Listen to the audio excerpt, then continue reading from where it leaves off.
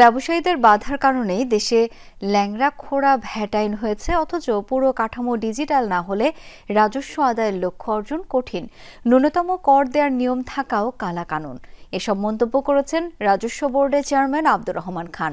জানান, পুরো ভ্যাট কাঠামো ডিজিটাল হবার আগে কোম্পানি অডিট হবে না। সরকার চায় রাজস্ব বাড়াতে, ব্যবসায়ীরা চান স্থিতিশীল নিয়ম। এই টানাপোড়েনে গত কয়েক দশকে ভ্যাট হার স্থির করা যায়নি।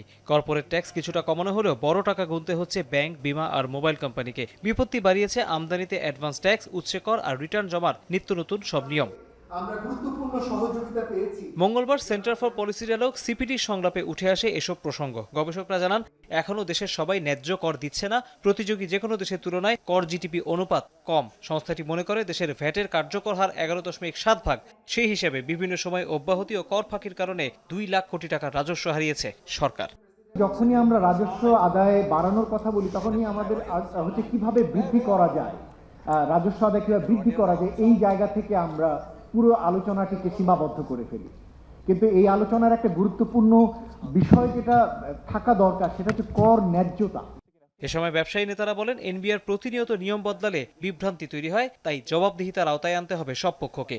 আমি এখন যদি রেট কমাই তাহলে আমার ইমিডিয়েট ইম্প্যাক্ট হবে, বাট আমি যদি এখন থেকে প্ল্যান করি 3 বছর পরে আমি কোন সেক্টর থেকে কি পরিমাণ রেভিনিউ পাবো, আমি যেভাবে আমরা ইউজুয়ালি বিজনেস প্ল্যানগুলো করি নেক্সট 5 ইয়ার্স 10 ইয়ার্স, সো আমি এখন কাজ করব কিছু কিছু সেক্টর যেখান থেকে আমি ইমিডিয়েটলি এখন রেভিনিউ পাবো না, বাট আমি 1 বছর 2 বছর 3 বছর পরে পাবো।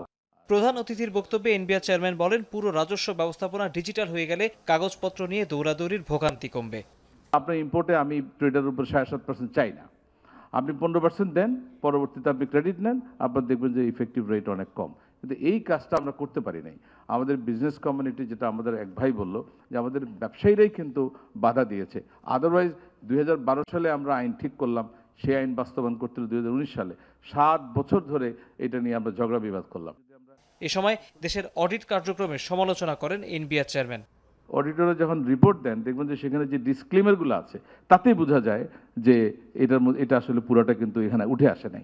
প্রথমে বলে দেয় এটা কিন্তু আমি র্যান্ডম বেসিসে করেছি, এটা প্রিপারেশন কিন্তু আমি করি নাই, এটা করেছি প্রিপেয়ারের।